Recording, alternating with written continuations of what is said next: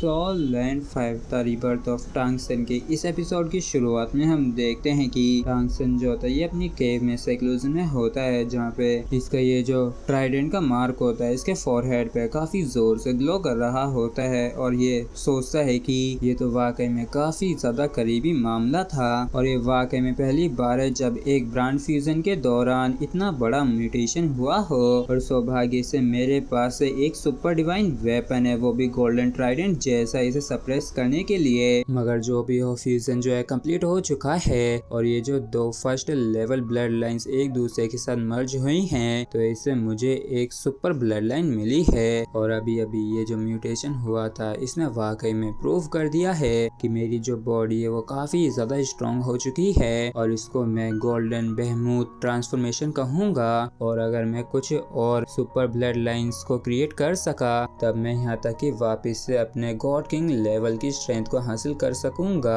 और शायद यहाँ तक कि मैं पहले से भी कहीं ज्यादा पावरफुल हो जाऊं। और फिर हमें आधे महीने बाद कैरी सिटी का सीन दिखाया जाता है, जहाँ ये जो खबर थी कि मई गोंगजी जो है ये डबल कंपटीशन को जीत गई है एंसेस्ट्रल कोर्ट एलाइट कंपटीशन में, वो पूरी ही सिटी में फैल चुकी थी और कुछ समय के लिए जितने भी मेजर क्लैन के लीडर्स थे कैरी सिटी में वो सभी के सभी ही चौंक चुके थे। जबकि इस दौरान जो कुछ भी बाहर हो रहा था उससे मई गोंगजी जो थी पूरी तरीके से अनअवेयर थी, क्योंकि मई गोंगजी जो थी काफी शांति से अपने ही रूम में रहा करती थी, वो भी एकदम अकेले तन्हाइयों में उदास बैठ के। और यहाँ पे ये अकेली बैठी हुई सोचती है कि जो भी हो, लेकिन मैं कभी भी उसके मास्क के नीचे उसका असली चेहरा कभी नहीं देख पाई। और एंसेस्ट्रल कोर्ट के समय के दौरान इस चीज से कोई भी फर्क नहीं पड़ा कि हमने कितने पावरफुल कितने खतरनाक एनिमीज का सामना किया, लेकिन वो हरदम मेरी ही तरफ रहा, मुझे प्रोटेक्ट करता रहा जिससे कि मैं घबराऊं नहीं और शांत बनी रहूं। जबकि इसके बदले में तो उसे कुछ भी नहीं मिला और वो तो यहाँ तक कि मुझे वो जो क्रिम्सन स्वॉर्ड की शेडो है जो कि एक सुपर डिवाइन वेपन की एम्बॉडीमेंट है, उसे मेरे स्पिरिचुअल कोर में सील कर गया। और ना सिर्फ इतना बल्कि मेरे और मेरे फादर का विश्वास जीतने के लिए वो तो यहाँ तक कि एक ब्लड ओथ से भी हिचकिचाया नहीं और यहाँ तक कि अब बिना कल्टीवेशन के मेरी जो स्पिरिचुअल पावर है वो हर दिन काफी ज्यादा ग्रो होती जा रही है। सीनियर ब्रदर, कितना ज्यादा अच्छा होता अगर मैंने आपसे थोड़ा और समय पहले ही मास्क को हटाने के लिए कह दिया होता तो।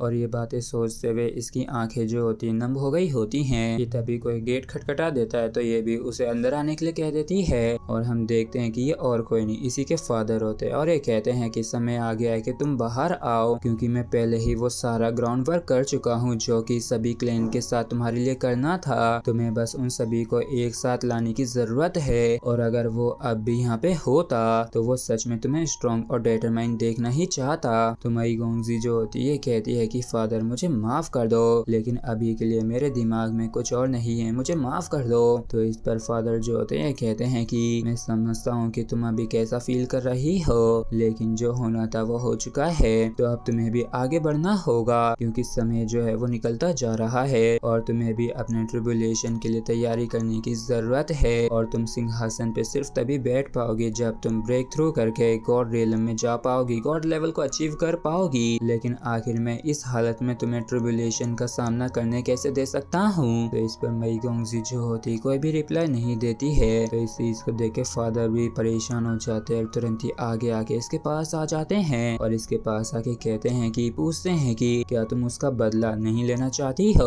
और इस चीज को सुन के मई गोंगजी चौंक जाती है और पूरा ध्यान अपने फादर पे आ जाता है और फादर जो होते हैं कहते हैं कि अगर तुम सच में बदला लेना चाहती हो तो उसके लिए तुम्हें पावर और स्ट्रेंथ की जरूरत है। अगर तुम सच में शूरा का अवेंज लेना चाहती हो तो तुम्हें काफी ज्यादा स्ट्रॉन्ग होना होगा और इतना ज्यादा स्ट्रॉन्ग जिससे कि तुम डार्क ग्रेट डीमन एम्परर को भी सरपास कर सको, क्योंकि सिर्फ तब जाके ही तुम उसे मार पाओगी और शूरा का बदला ले पाओगी। और जैसे मई गोंगजी रिवेंज का सुनती है तो ये कहते हैं कि हाँ मैं पक्का उसका बदला लूंगी और मैं अपने मन को क्लियर करने के लिए कैरी एकेडमी लौट के जा रही हूँ जिससे कि ट्रिब्यूलेशन के लिए तैयार हो सकूं, क्योंकि वो वही जगह है जहाँ पे मैं बड़ी हुई हूँ और वही सिर्फ एक लौती ऐसी जगह है जहाँ पे मैं सच में थोड़ा शांति पा सकती हूँ। तो इस पर फादर जो थे कहते हैं कि ठीक है, लेकिन याद रखना कि ज्यादा समय ना लगे, तुम्हें आधे महीने के अंदर अपने आप को हर हाल में संभालना होगा। और फिर हमें कैरी एकेडमी का सीन दिखाया जाता है जहाँ पे मई गोंगजी आ गई होती है और यहाँ पे आके ये सोचती है कि मैं यहाँ पे वापस लौट ही आई और ये वही जगह जहाँ पे एक बारी मैंने उसके लिए इंतजार किया था।